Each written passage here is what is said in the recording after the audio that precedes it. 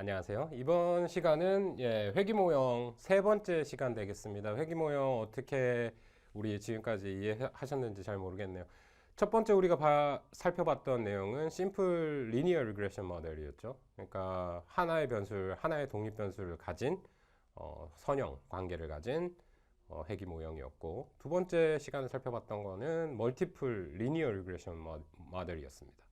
그러니까 독립 변수가 여러 가지, 뭐 세, 넷, 다섯, 뭐 둘부터 시작해서 쭉 있는 그런 모형이 될 것이고요. 근데 이제 지금 우리가 하려고 하는 거는, 그러니까 리니어에서 한번 떠나보도록 하겠습니다. 리니어에서 떠나가지고 세상에 변수들과의 관계가 꼭 선형으로만 되어 있는 거 아니죠. 근데 논리적으로 선형이 가장 직관적이고 설명하기 편리하다 보니까 특별한 구간 또는 특별한 관점에서는 리니어로 가정을 하고 평가를 해봤고요. 그런 내용으로 상당히 또 통계학적으로 유의한 결과를 낼 수 있는 경우도 상당히 많습니다. 복잡한 변수들이 있을 때는 특히 더 그런 직관적인 판단이 필요하기 때문에 리니어 모델을 선호하게 되는데, 그거 말고 이제 조금 더 복잡한 내용 또는 리니어 리그레션으로 분명히 변수들 간의 관계가 있음에도 불구하고 리니어 모델로 설명이 안 되는 관계가 있다면 우리가 사고를 좀 더 확장을 해가지고 어떤 식으로 모형을 새로 바꿔서 더 좋은 결과를 이끌어낼 수 있을지에 대한 고민도 함께 들어있는 과정이 되겠습니다. 여전히 우리 리그레션 모형 이용해가지고 계속 결과치를 보고 어떤 식으로 수정해 나갈 건지에 대한 고민들이 있어야 되고요. 계속 강조드리지만 수학적인 어떤 백그라운드보다는 전반적인 리그레션 모형에 대한 이해와 실질적인 데이터를 통해서 어떻게 접근해 나갈 수 있는지에 더 초점을 맞춰서 설명을 할 거고, 그 부분에 좀 더 맞춰서 이해를 해주시면 고맙겠습니다. 한번 살펴보도록 하죠. 이번 장은 회기 모형의 정형화입니다. 정형화라는 측면에서 모델이고요. 모델링이라고 생각하시면 될 것 같아요. 변수들이 있는데 변수들 간의 관계를 우리가 확신을 하고 있는데 선형으로 도저히 이해가 안 된다거나 통계적으로 유의한 결론이 안 나올 경우에 어떤 것들을 더 고려할 수 있을지에 대해서 사고를 이렇게 확장해 나가는 과정이다. 그런 식으로도 또 달리 이해할 수 있을 것 같습니다. 첫 번째 이제 우리 회귀 분석에 대해서 다시 한번 이렇게 복습을 해보자면, 회귀 분석은 종속 변수, dependent variable, independent variable 간의 관계를 분석하는 강력하고도 일반적으로 사용되는 통계 기법이고요. 이제까지 그냥 코릴레이션만을 고민했다면 이제 회귀 분석을 통해 가지고 함수적 관계를 고민하게 됩니다. 그래서 우리 코릴레이션이라기보다 코잘리티를 증명하는 방법이라고 이해를 하셔야 될 거고요. 코즈 앤 이펙트라고 얘기하죠. 코잘리티. 그러니까 X 독립 변수가 Y 종속 변수에 영향을 미친다. 그러니까 요게 원인이고 요게 결과가 되는 원인과 결과의 관계다라고 이해를 하셔야 됩니다. 그래서 이걸 바꿔놓고도 통계적으로는 어떤 식으로 설명이 될지 몰라요. X와 Y를 바꿔 넣었을 때. 근데 우리가 실질적으로 모형을 바탕으로 설명하고 싶은 부분은 X라는 독립 변수가 Y에 영향을 미친다. 함수적인 관계를 우리 판별하려고 하고 있다. 거기에 이제 통계적 기법을 적용한 게 회귀 분석이 되겠습니다.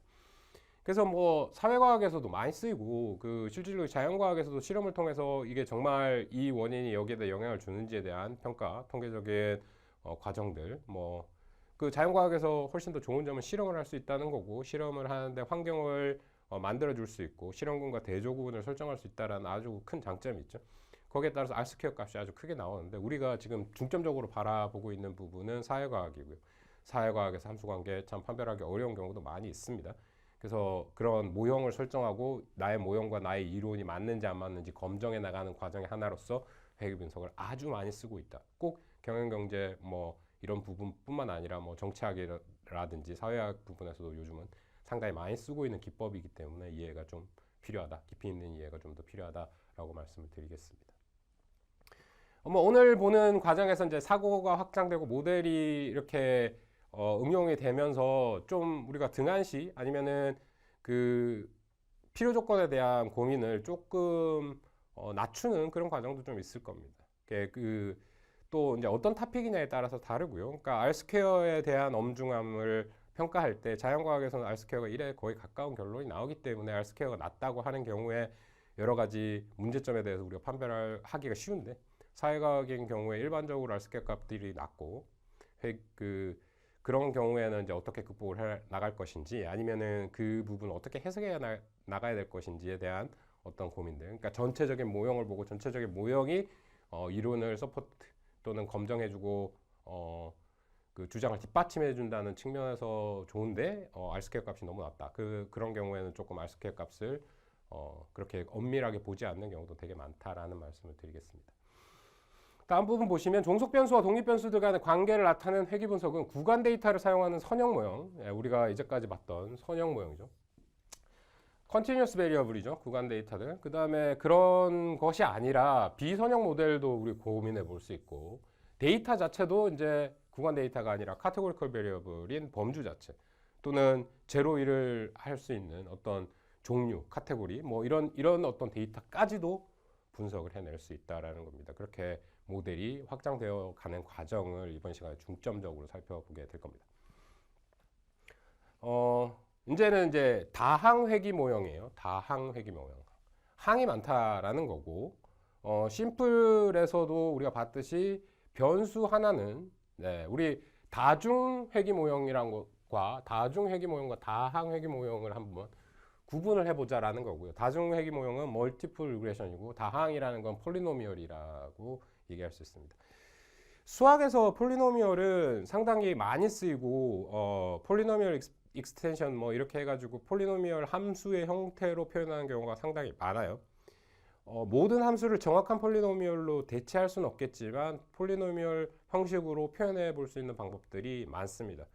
그 중에 한 가지가 테일러 익스펜션이라는 게 있고요. 그것도 이제 뭐 미분이나 그 미분 쪽 공부를 하다 보면 미적분학을 공부를 하다 보면 이제 그런 쪽에서 많이 나오게 되는데 그런 부분들 뭐 수학적인 부분들 너무 신경 쓰지 마시고 그러니까 폴리노미얼로 표현할 수 있다. 폴리노미얼한 걸 이제 리그레션 하는 게 다항 회귀 모형이다. 이렇게 하시면 될 것 같습니다.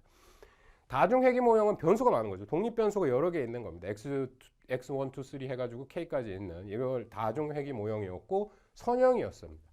근데 이제 다항식으로 이걸 한번 표현해 보자라는 거죠. 항이 많다라는 거고요. 회귀 모형의 독립 변수들은 소수의 예측 변수. 뭐 x1 여기서는 x죠. 그냥 x 변수 하나, 예측 변수가 하나인 다항 회귀 모형. 그러니까 독립 변수가 하나인 다항 회귀 모형을 어떻게 쓸 수 있느냐? 차수를 아주 다르게 해가지고 쓸 수 있다라는 겁니다. 일반적으로 어떤 함수를 이렇게 변환시켜서 폴리노미얼로 변환시키는 거 가능하고요.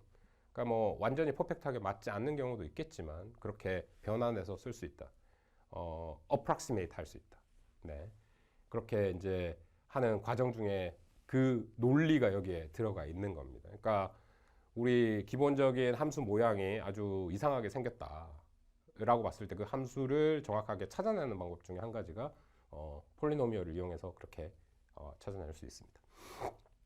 다시 살펴보자면 이제 y는 베타 0 더하기 베타 1 x 더하기 베타 2 x 제곱 x 3승 이 형식을 보시면 알겠지만 폴리노미얼은 어떤 형식이 될 수 있죠. 그러니까 베타 3부터가 다 0이다 그러면은 요런 U 모양이거나 어퍼는 U 모양이 될 수 있고 3차 함수라면 이렇게 생겼거나 이렇게 생겼거나 이렇게 될 수 있고 4차도 요 모양하고 비슷하게 생긴 모양이 나올 겁니다.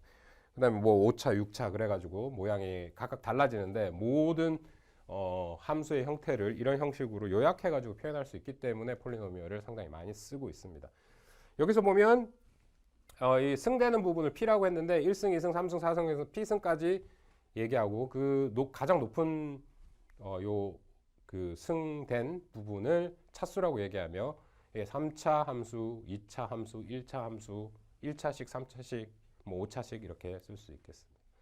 그래서 이제 우리 P1, 2, 3인 경우 3차 항까지의 경우를 이렇게 그림으로 한번 살펴보자면 그렇죠.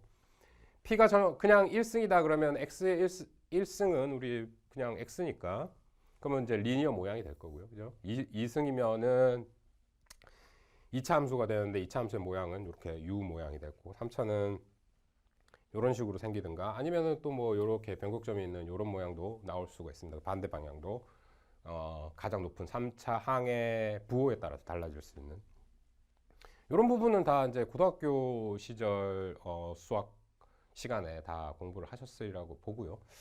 여기에 대해서 좀 잘 모르겠다. 뭐 그래도 특별하게 우리가 이 회귀 모형 하는 데는 이해하는 데는 별로 큰 영향은 없지만 그래도 기본적인 이런 모양을 가지고 있었지라는 부분들을 한번 상기해 보시기 바라겠습니다. 그래서 이제 그런 내용들을 데이터가 그런 식으로 배열돼 있을 때 우리 어떻게 모형화하지? 그리고 어떻게 통계적으로 검정하지에 대한 고민들을 해 본다는 거죠.